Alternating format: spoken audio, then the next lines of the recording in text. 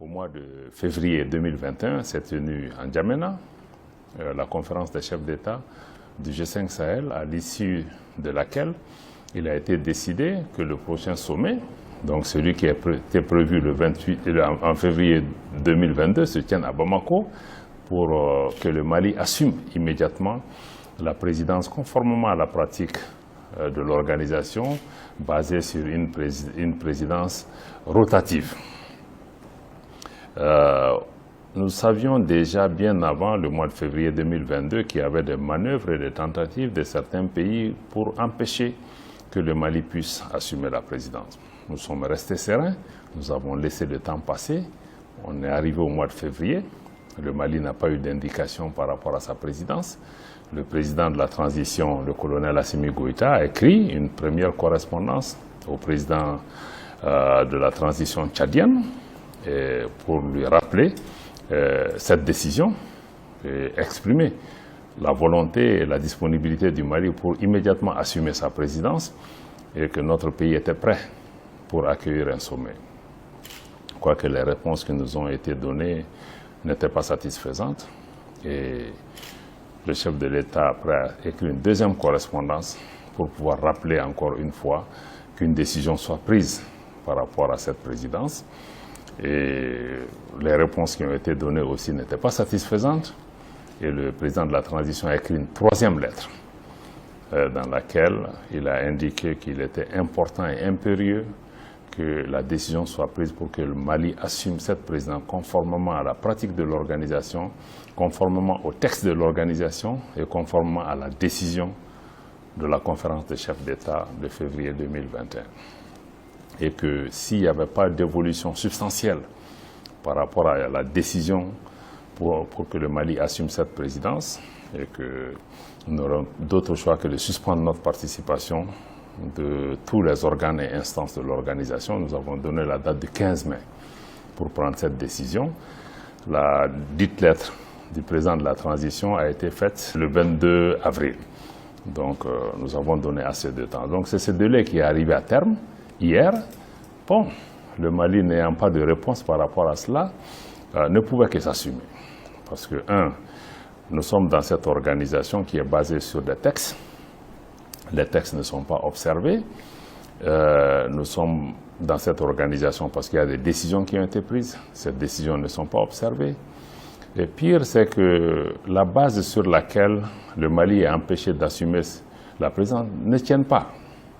Ne tiennent pas parce que, certains mettent en avant la situation politique interne du Mali avec la transition qui est en place, mais aucun texte du G5 Sahel n'est basé sur des considérations politiques ou des considérations liées à des évolutions politiques à l'intérieur du Mali.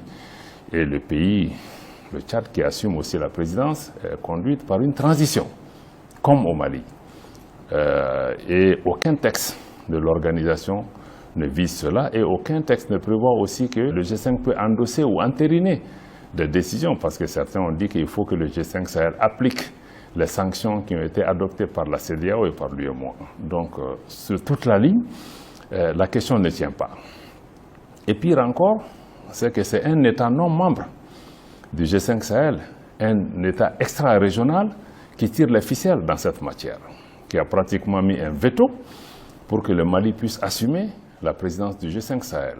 Donc nous trouvons que c'est une instrumentalisation et une ingérence inacceptable et que le Mali doit en tirer toutes les conséquences.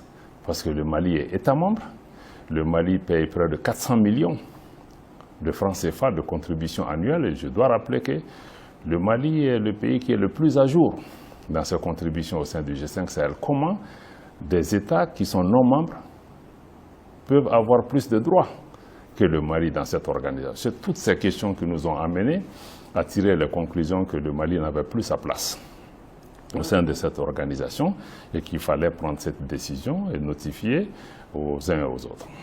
Monsieur le ministre, certains analystes pensent que le Mali ouvre une nouvelle page risquée dans la gestion de la lutte contre le terrorisme. Est-ce qu'il y a un risque que le Mali court en quittant le G5 Sahel aujourd'hui? Le fait de partir du G5 ouvre un espace qu'il faut devoir combler Et nous pensons que nous allons en tout cas continuer à travailler avec les uns et les autres sur la base d'une relation bilatérale. Et bon, je dois vous dire aussi que le G5 avait aussi un rôle à jouer qu'il n'a pas pu jouer entièrement. Mais je crois que ce n'est pas dire que les avis sont partagés. Le Mali est parti parce que nous pensons que les principes cardinaux ne sont pas respectés. Nous sommes un État souverain, cette souveraineté doit être observée. Nous pensons que le Mali doit être respecté. Et nous pensons qu'une organisation ne peut pas être fondée sur 2 poids, 2 mesures. Donc pour nous, si ces principes ne sont pas observés et que la dignité du Mali n'est pas respectée, il n'y a pas de raison. Nous ne pouvons pas continuer dans cette organisation parce que même le travail technique qui doit être fait sur le terrain ne se fera pas. Parce qu'on considère qu'il y a des pays qui sont plus égaux que d'autres dans la même organisation. Et pour nous, le Mali est au-dessus de toute autre considération. Donc il faut comprendre que les relations bilatérales se maintiennent. Ce sont les relations G5 Sahel qui sont rompues aujourd'hui. Nous sommes sortis du G5 Sahel. Ce cadre régional ne nous permet plus de pouvoir travailler, mais le Mali maintiendra ses relations amicales et de fraternité et de coopération avec la Mauritanie, avec le Niger, avec le Burkina, avec le Tchad.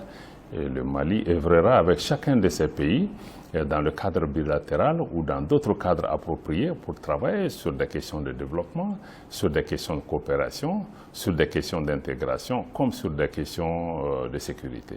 Le retrait sera-t-il fait avec effet immédiat? Absolument. Et une notification est faite au président en exercice. Une notification aussi sera faite par les canaux appropriés auprès des États dépositaires de la Convention et du secrétariat exécutif du G5 Sahel. Et maintenant, les modalités pratiques nous seront indiquées par rapport à la mise en application de cette décision-là. Les Maliens peuvent-ils être rassurés par rapport à cette décision, Monsieur le ministre?